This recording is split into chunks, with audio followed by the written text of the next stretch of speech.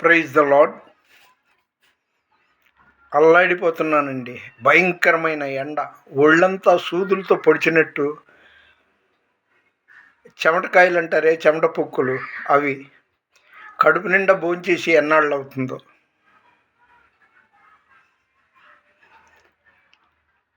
కాస్త మజ్జిగ ప్యాకెట్ తెచ్చిపెట్టంటే ఇరుగు పొరుగు ఎక్కడ ఎవరు మానవ మాతృలు కనబడట్లా. సరే, నా సిలువని నేను మోసుకోవడం చాలా నాకే మంచిది.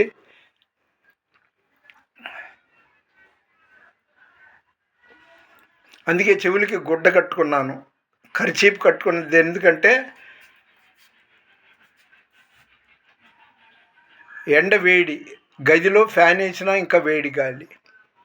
సరే, టుడే మే 22 ఫ్రైడే 2026, మే 22వ తారీఖు శుక్రవారం 2026వ సంవత్సరం మధ్యాహ్నం 12:30కి దేవుని వాగ్దానం ఓల్డ్ టెస్టిమెంట్లో డానియల్ 12:3 12:3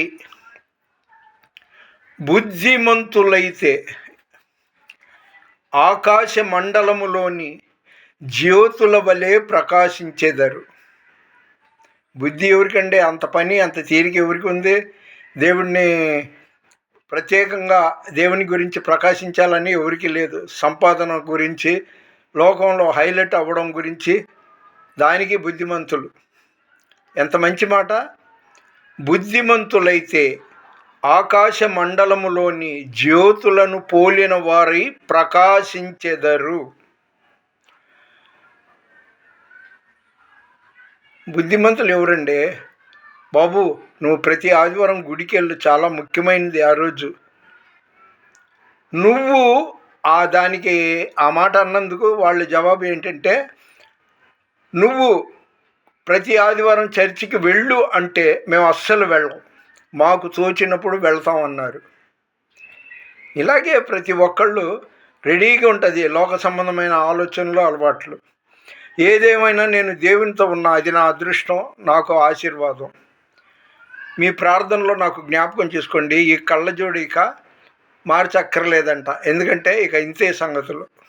3 సార్లు ఆపరేషన్ జరిగింది కదా.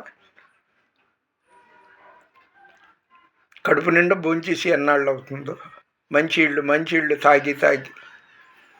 సరే, నా బాధ, నా యొక్క విశేషాలు దేవుడికి తెలిస్తే చాలు.